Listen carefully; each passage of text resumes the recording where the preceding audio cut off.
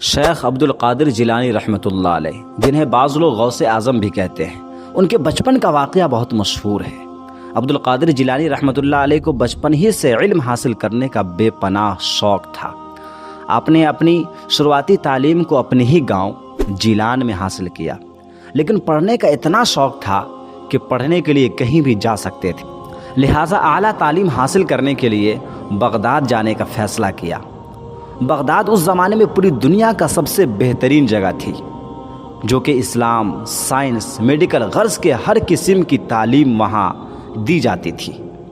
چونکہ اس زمانے میں گاڑیاں اور موٹر کاریں وغیرہ نہ تھی، اس لیے لوگ قافلوں کی صورت میں پیدل ہی سفر کیا کرتے تھے، لہٰذا آپ کی والدہ نے آپ کو بھی بغداد جانے والے ایک قافلے کے ساتھ کر دیا۔ سفر پر روانہ ہونے سے پہلے آپ کی والدہ نے آپ کو کچھ خوراک اور 40 اشرفیہ گزر بسر کرنے کے لیے دے دیا۔ اس زمانے میں قافلے پر ڈاکو وغیرہ کی طرف سے حملے کا خطرہ ہمیشہ لگا رہتا تھا۔ قافلے والے بھی ہمیشہ اس بات سے ڈرتے تھے کہ کہیں کوئی ڈاکو قافلہ پر حملہ نہ کر دے، اسی لیے آپ کی والدہ نے قمیض کی تہ میں یہ اشرفیہ سی دی تھی تاکہ یہ محفوظ رہے، اور چلتے وقت آپ کی ماں نے آپ کو یہ خاص نصیحت کی تھی کہ بیٹا ہمیشہ سچ بولنا اور جھوٹ کے قریب مت جانا۔ آپ نے ماں کی اس نصیحت کو غور سے سنا اور سفر پر روانہ ہو گئے۔ قافلے والے کو اس بات کا بھی ڈر تھا کہ کہیں ڈاکو ان پر حملہ نہ کر دے۔ آخر وہی ہوا جس کا ڈر تھا۔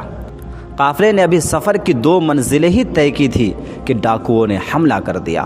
تمام قافلے میں افراتفری اور بھگدڑ مچ گئی اور ڈاکوؤں نے قافلہ کو لوٹ لیا۔ ایک ڈاکو اس بچے یعنی عبد القادر جیلانی کے پاس بھی آیا اور کہنے لگا، اے بچے، تیرے پاس کیا ہے؟ بچے نے جواب دیا، میرے پاس 40 اشرفیہ ہے جو میرے قمیض کی تہ میں سلی ہوئی ہے۔ ڈاکو یہ جواب سن کر حیران ہوا اور بچے کو پکڑ کر اپنے سردار کے پاس لے گیا۔ ڈاکوؤں کے سردار نے تعجب سے آپ کو دیکھا اور پوچھا، چھوٹے لڑکے، سچ سچ بتا، تیرے پاس کیا ہے؟ اس بچے کی سچائی بھری بات سن کر سردار کی حیرت کی انتہا نہ رہی۔ جب ڈاکو نے بچے کی قمیض کی تہ کھولی تو اس میں 40 اشرفیہ پڑی ہوئی تھی۔ اشرفیہ دیکھ کر سردار کی آنکھیں کھلی کی کھلی رہ گئی۔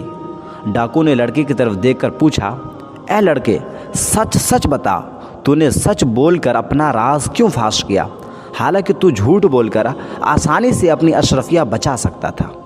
بچے نے جواب دیا، میری ماں نے مجھے نصیحت کی تھی کہ بیٹا ہمیشہ سچ بولنا، جھوٹ کبھی مت بولنا۔ میں نے اپنی ماں کی نصیحت پر عمل کیا ہے۔ بچے کا جواب سن کر سردار اس قدر متاثر ہوا کہ بے